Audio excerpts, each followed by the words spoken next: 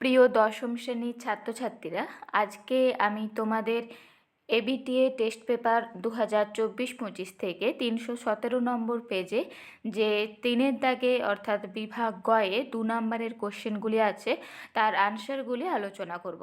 আগের পেজে এবং সাজেশনের অর্থাৎ এবিটিএর যে সাজেশন আছে দেওয়া, তার কিছু কোশ্চেন আমি দিয়ে রেখেছি আগে।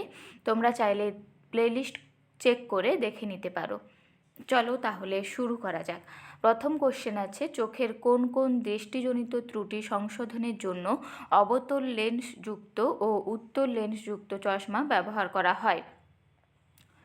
অবতল লেন্সযুক্ত চশমা ব্যবহার করা হয় দূরের দৃষ্টি ব্যাহত হলে, অর্থাৎ নিকটবদ্ধ দৃষ্টি বা মায়োপিয়া রোগে।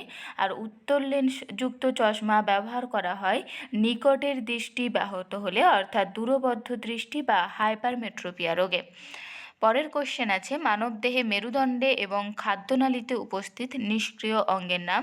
মেরুদণ্ডে উপস্থিত নিষ্ক্রিয় অঙ্গ হচ্ছে কক্সিস, আর খাদ্যনালীতে অবস্থিত নিষ্ক্রিয় অঙ্গ হলো অ্যাপেন্ডিক্স। তোমরা কমেন্ট করে জানাবে যে অ্যাপেন্ডিক্সের সক্রিয় রূপটি কী। এরপর কোশ্চেন আছে, মানবদেহে না 3-এরটা ইনসিটু সংরক্ষণের একটি সুবিধা ও একটি অসুবিধা লেখো। সুবিধা হচ্ছে, প্রাকৃতিক বাসস্থানে জীবের প্রজনন ক্রিয়া স্বাভাবিকভাবে ঘটে, ফলে জীবের বংশবিস্তারের সম্ভাবনা বেশি থাকে ও জীববৈচিত্র্য সৃষ্টি হয়। ইনসিটু সংরক্ষণ করলে প্রজাতির বিবর্তন প্রক্রিয়া সচল থাকে। আর অসুবিধা, অনেক সময় অসুস্থ জীবের চিকিৎসা সম্ভব হয় না।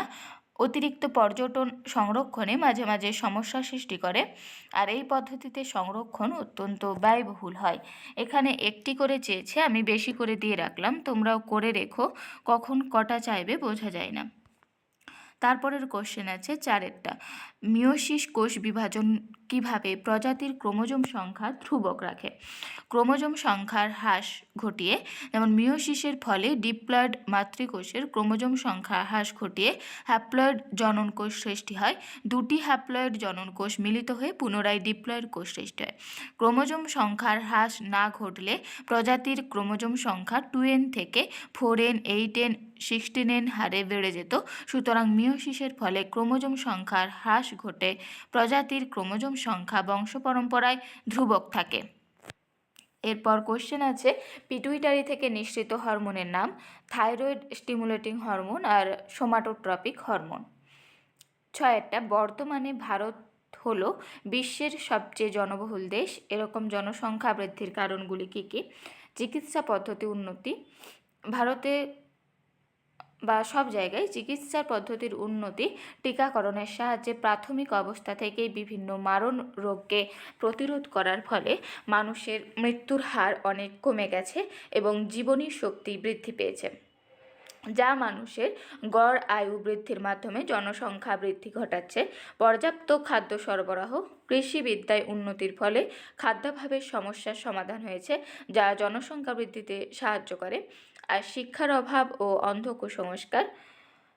কুসংস্কার ও অন্ধ ধর্মীয় বিশ্বাস এবং শিক্ষার অভাবের জন্য মানুষ এখনও একাধিক সন্তানের জন্মদান, পুত্র সন্তানের লাভের ইচ্ছা এবং পুত্র সংখ্যা বৃদ্ধি পেলে সংসারে বেশি আয়ের সম্ভাবনা প্রভৃতির ভ্রান্ত ধারণার জন্য জনসংখ্যা প্রবল হারে বৃদ্ধি পাচ্ছে।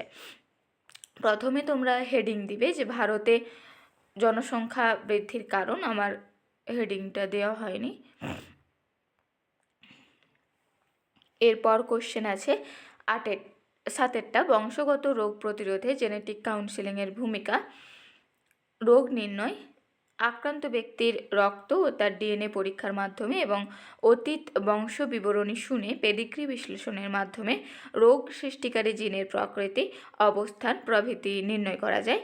জিনগত রোগমুক্ত সন্তান লাভে সাহায্য, থ্যালাসেমিয়া, হিমোফিলিয়া প্রভৃতি রোগগ্রস্ত সন্তান যাতে না জন্মায় তার জন্য জেনেটিক কাউন্সিলর দম্পতিকে পরামর্শ দেন এবং প্রয়োজনে কৃত্রিম উপায়ে গর্ভধারণ ও দত্তক নেওয়ার পরামর্শ দিয়ে থাকেন। 8-এরটা, পশ্চিম ঘাট, শ্রীলঙ্কা এবং পূর্ব হিমালয় হটস্পটে পাওয়া যায় এমন জীববৈচিত্র্যের উদাহরণ দাও। পশ্চিমঘাট হটস্পটে পাওয়া যায় এমন জীববৈচিত্র্যের উদাহরণ হচ্ছে নীলাকুরিঞ্জি উদ্ভিদ প্রজাতির মধ্যে, আর প্রাণী বৈচিত্র্যের মধ্যে নীলগিরি লেঙ্গুর। শ্রীলঙ্কা হটস্পটে পাওয়া যায় দারুচিনি। পূর্ব হিমালয় হটস্পটে পাওয়া জীববৈচিত্র্য হলো কলসপত্রী উদ্ভিদ বৈচিত্র্যের মধ্যে আর একশৃঙ্গ কন্টার প্রাণী বৈচিত্র্যের মধ্যে। 9টা ইউক্রোমাটিন ও হেটারোক্রোমাটিনের দুটি পার্থক্য লেখো। কুণ্ডলী ইন্টারফেজে ইউক্রোমাটিন অকুণ্ডলীকৃত অবস্থায় এবং বিভাজনের সময় বেশি কুণ্ডলীকৃত অবস্থায় থাকে। হেটারোক্রোমাটিন ইন্টারফেজে এটি অধিক কুণ্ডলীকৃত এবং বিভাজনের সময় কম কুণ্ডলীকৃত অবস্থায় থাকে। সক্রিয়তা জিনগতভাবে সক্রিয় আর হেটারোক্রোমাটিন জিনগতভাবে নিষ্ক্রিয়।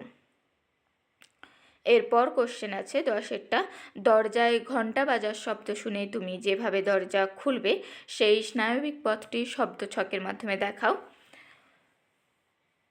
দেখো, দরজায় ঘণ্টা বাজার শব্দ শুনে আমি যেভাবে দরজা খুলব তার স্নায়বিক পথটি হলো, ঘণ্টাটা হচ্ছে উদ্দীপক, কান গ্রাহক, কানের যে সংজ্ঞাবহ স্নায়ু আমরা জানি অডিটরি স্নায়ু, সে বাহক, তারপর স্নায়ুকেন্দ্র মস্তিষ্ক নিয়ে যাচ্ছে, সেখান থেকে আজ্ঞাবহ স্নায়ুর মাধ্যমে হাত ও পায়ের পেশিতে দরজা খোলার জন্য সাড়া প্রদান করে।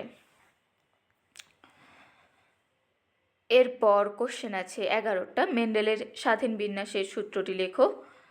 2 বা ততোধিক জোড়া বিপরীতধর্মী যুগ্ম বৈশিষ্ট্যের উপাদান জনিত্রী থেকে যখন অপত্যে যায় তখন একত্রিত হলেও তারা কখনো মিশ্রিত হয় না, বরং অপত্যের গ্যামেট তৈরির সময় প্রতি জোড়া উপাদান পরস্পর থেকে পৃথক হয় এবং সম্ভাব্য সব সমন্বয়ে স্বতন্ত্রভাবে তাদের বিন্যাস ঘটে। সূত্র কিন্তু ভালো করে দেখে রাখবে, মেন্ডেলের সব সূত্রই। তোমরা আমাকে উত্তর দেবে যে স্বাধীন বিন্যাস সূত্র মেন্ডেলের কোন পরীক্ষা থেকে আসছে। এরপর কোশ্চেন আছে 12টা, শব্দ দূষণের ফলে মানব কর্ণ এবং হৃৎপিণ্ডের কী কী ক্ষতি হয়। শব্দ দূষণের ফলে মানব কর্ণের ক্ষতি, দীর্ঘদিন 100 ডেসিবেল শব্দযুক্ত পরিবেশে বাস করলে অন্তঃকর্ণের অর্গান অফ কর্টি অর্থাৎ শ্রবণ গ্রাহক যন্ত্র এর নার্ভ তন্তুগুলি নষ্ট হয়ে যায়, ফলে শ্রবণ ক্ষমতা কমে যায়। আর 160 ডেসিবেল শব্দের মধ্যে দীর্ঘদিন কাটালে কানের পর্দা ফেটে গিয়ে স্থায়ী বধিরতা সৃষ্টি হতে পারে। শব্দ দূষণের হৃৎপিণ্ডের ওপর প্রভাব, অধিক মাত্রায় শব্দে হৃদস্পন্দনের গতি বৃদ্ধির ফলে বুক ধড়ফড় করে, কিছু কিছু ক্ষেত্রে ধমনীর মধ্যে রক্তের চাপ বৃদ্ধি পায়। অনবরত 60 ডেসিবেল তীব্রতাযুক্ত শব্দ শুনলে হৃৎপিণ্ডের মায়োকার্ডিয়াল ইনফার্কশন রোগ হওয়ার সম্ভাবনা বৃদ্ধি পায়। এরপর কোশ্চেন আছে ক্রিস ক্রস উত্তরাধিকার বলতে কী বোঝো।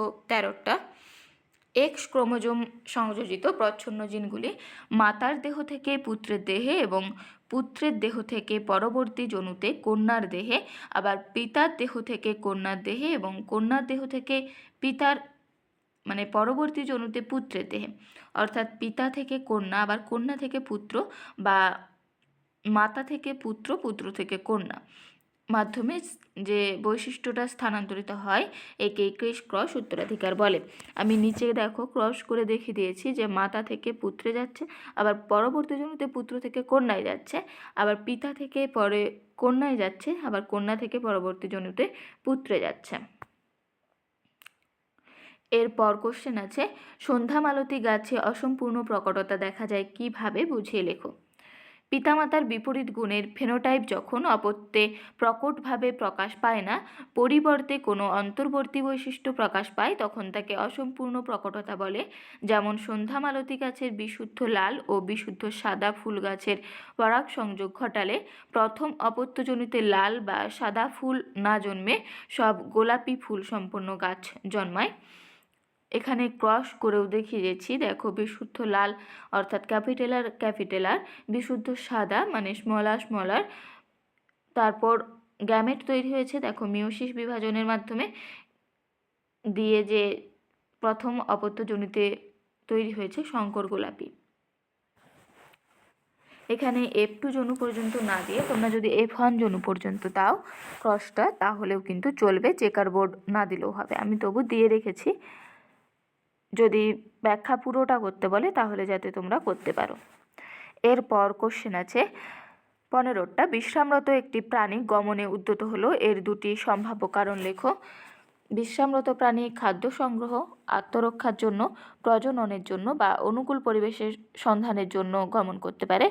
এরপর বাকিটা লেখা আছে, তোমরা দেখে নিও। এরপর কোশ্চেন আছে বর্ণান্ধতা রোগে স্ত্রীলোক অপেক্ষা পুরুষেরা বেশি আক্রান্ত হয় কেন? বর্ণান্ধতা রোগের জন্য দায়ী জিনটি এক্স ক্রোমোজোম বাহিত প্রচ্ছন্ন জিন। মহিলাদের 2টি এক্স ক্রোমোজোম থাকে। বর্ণান্ধতা রোগের জন্য দায়ী জিনটি প্রচ্ছন্নধর্মী হওয়ায় মহিলাদের 2টি এক্স ক্রোমোজোমেই বর্ণান্ধতার জিন অবস্থিত হলে তবেই কিন্তু আক্রান্ত হবে। আর একটিতে প্রকট জিন এবং অপরটিতে প্রচ্ছন্ন জিন উপস্থিত থাকলে মহিলারা রোগের বাহক হবে, আক্রান্ত হবে না। কিন্তু পুরুষদের সেক্স ক্রোমোজোম হলো এক্স ও ওয়াই, তাই পুরুষদের একটি এক্স ক্রোমোজোমে বর্ণান্ধতা রোগ সৃষ্টিকারী জিন উপস্থিত থাকলেই বর্ণান্ধতা রোগে পুরুষ আক্রান্ত হবে। এরপর কোশ্চেন আছে 17টা, বাঘ বিলুপ্ত হয়ে গেছে অথচ হরিণ প্রচুর আছে, এমন অরণ্যে তাদের কী সুবিধা হবে ও কী কী জীবন সংগ্রামে লিপ্ত হতে হবে? ডারউইনবাদের আলোকে তা আলোচনা করো। বাঘ বিলুপ্ত হয়ে গেছে অথচ হরিণ আছে, এরকম অরণ্যে হরিণের সুবিধা। যেহেতু বাঘ বিলুপ্ত হয়ে গেছে তাই বাঘ ও হরিণের মধ্যে খাদ্য খাদকের সম্পর্কের জন্য হরিণের মৃত্যু হবে না, ফলে হরিণেরা বাঘের হাত থেকে রক্ষা পাবে। আর হরিণদের যে জীবন সংগ্রামে লিপ্ত হতে হবে, যেহেতু হরিণ প্রচুর আছে তাই হরিণদের মধ্যে খাদ্য বাসস্থানের জন্য হরিণদের মধ্যে সংগ্রাম দেখা যাবে। আর আন্তঃপ্রজাতি সংগ্রাম, ওই অরণ্যে অন্যান্য মাংসাশী প্রাণীর সঙ্গে হরিণদের খাদ্য খাদকের সম্পর্ক বা বাসস্থানের জন্য আন্তঃপ্রজাতি সংগ্রাম ঘটবে। আর পরিবেশের সঙ্গে সংগ্রাম, বেঁচে থাকার জন্য প্রতিটি জীবকেই প্রতিনিয়ত প্রতিকূল পরিবেশের সঙ্গে সংগ্রাম করতে হয়, তাই হরিণদেরও পরিবেশের সঙ্গে সংগ্রাম করতে হবে। তো আমি আজকে 2 নম্বরের কোশ্চেনের অ্যান্সারই দিয়েছি। তোমরা যদি চাও বড় কোশ্চেনের অ্যান্সার তাহলে কমেন্ট করে জানিও, আমি দিয়ে দেওয়ার চেষ্টা করব। আর পরের পেজের ভিডিও আমি খুব তাড়াতাড়ি দিয়ে দেব, তাই তোমরা যদি ভালো লাগে তাহলে চ্যানেলটি সাবস্ক্রাইব করে রেখো আর কমেন্ট করে জানিও। চলো আজকে তাহলে এই পর্যন্তই।